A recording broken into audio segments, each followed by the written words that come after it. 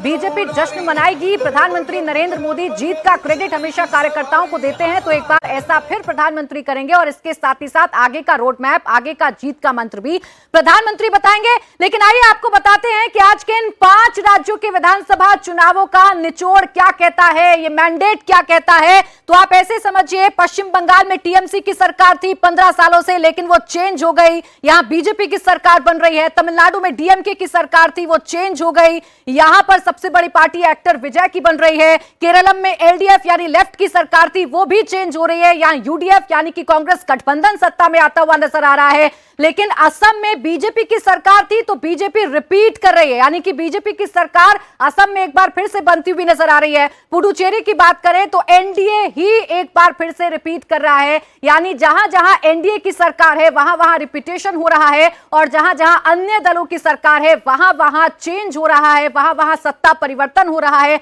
और सबसे ज्यादा अगर किसी भी राज्य ने चौंकाया है तो वो है पश्चिम बंगाल, जहां बीजेपी का सपना सच हो रहा है। अब आइए आपको भारत का नक्शा दिखाते हैं और भारत के नक्शे में आपको बताते हैं कि कैसे चारों तरफ आपको सिर्फ और सिर्फ भगवा ही भगवा नजर आएगा। और वो स्टेट्स, यानी 7 ऐसे स्टेट अब हैं सिर्फ देश में जहां बीजेपी सत्ता से दूर है। झारखंड, हिमाचल, पंजाब, जम्मू कश्मीर, तेलंगाना, केरल और कर्नाटक, ये वो ऐसी जगह है जहां बीजेपी अभी सत्ता से दूर है। लेकिन फिलहाल जो भारत का नक्शा है, जो इंडिया का मैप है, चारों तरफ आपको बीजेपी ही बीजेपी नजर आएगी, चारों तरफ आपको सिर्फ बीजेपी का रंग ही नजर आएगा।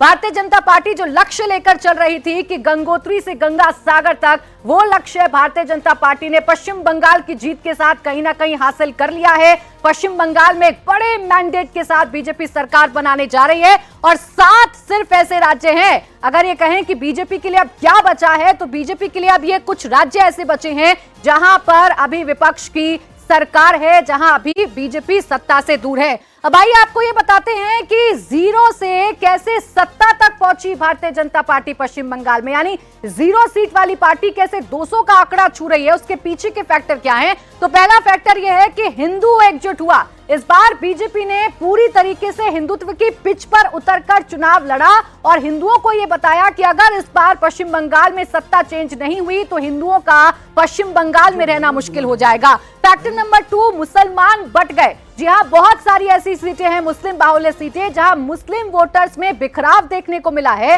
वो मुस्लिम वोट बैंक जो ममता के साथ कंसोलिडेट रहता था, वो मुसलमान वोट इस बार बट गया, जिसका नुकसान ममता बनर्जी को मुस्लिम बाहुल्य सीटों पर भी हो रहा है। फैक्टर नंबर 3 ये है कि भय को सबसे बड़ा मुद्दा भारतीय जनता पार्टी ने बनाया, डर को सबसे बड़ा मुद्दा बनाया और इसे जमीन पर आर्टिकुलेट किया। सिर्फ कहा नहीं, बल्कि नेताओं की मौजूदगी ने बताया कि इस बार डरना नहीं है। गृह मंत्री अमित शाह 15 दिन तक पश्चिम बंगाल में रहे, कार्यकर्ताओं को भरोसे में लिया और जनता को भी भरोसे में लिया कि इस बार अगर आप वोटिंग करेंगे तो डरना नहीं है। फैक्टर नंबर 4, महिलाओं का समर्थन। यह हमें नहीं भूलना चाहिए कि महिलाओं के समर्थन से ममता बनर्जी पश्चिम बंगाल में सरकार बनाती रही हैं और इस बार वही जो महिला वोट बैंक है वो कहीं ना कहीं ममता बनर्जी के हाथ से छिटका है, क्योंकि कानून व्यवस्था को बीजेपी ने एक बड़ा मुद्दा बनाया, आरजीकर केस को बीजेपी ने एक बड़ा मुद्दा बनाया और ये बताया कि महिला मुख्यमंत्री होने के बावजूद भी पश्चिम बंगाल में महिलाएं सुरक्षित नहीं है। फैक्टर नंबर 5 है एंटी इनकम्बेंसी। वो एंटी इनकम्बेंसी जिसे शायद ममता बनर्जी भी समझ रही थी और इसीलिए अपने चुनावी कैंपेन में अपने रिपोर्ट कार्ड की बजाय ममता बनर्जी सिर्फ केंद्र सरकार पर निशाना साध रही थी, चुनाव आयोग पर निशाना साध रही थी। सिर्फ और सिर्फ गुस्सा ममता बनर्जी का देखने को मिल रहा था।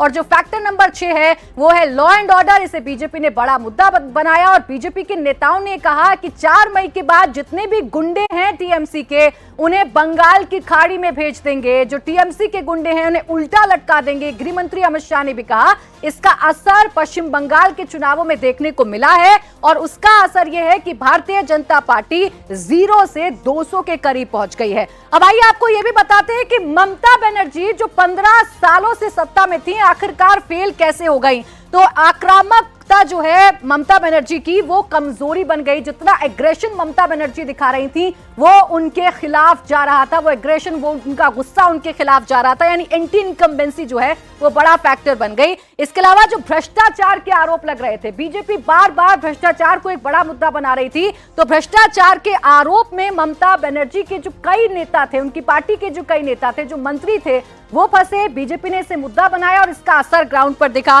भ्रष्टाचार के आरोप में कई नेता फंसे। बीजेपी का चक्रव्यूह ये था कि माइक्रो मैनेजमेंट बीजेपी ने किया। प्रधानमंत्री, गृह मंत्री अमित शाह, केंद्रीय मंत्री, 12 स्टेट के सीएम बीजेपी ने पश्चिम बंगाल में उतार दिए थे। इस तरीके का माइक्रो मैनेजमेंट पश्चिम बंगाल में किया था। मैन टू मैन मार्किंग पश्चिम बंगाल में बीजेपी ने की थी। महिला वोटर्स छिटक गई ममता बनर्जी से और इसका खामियाजा ममता बनर्जी को भुगतना पड़ा।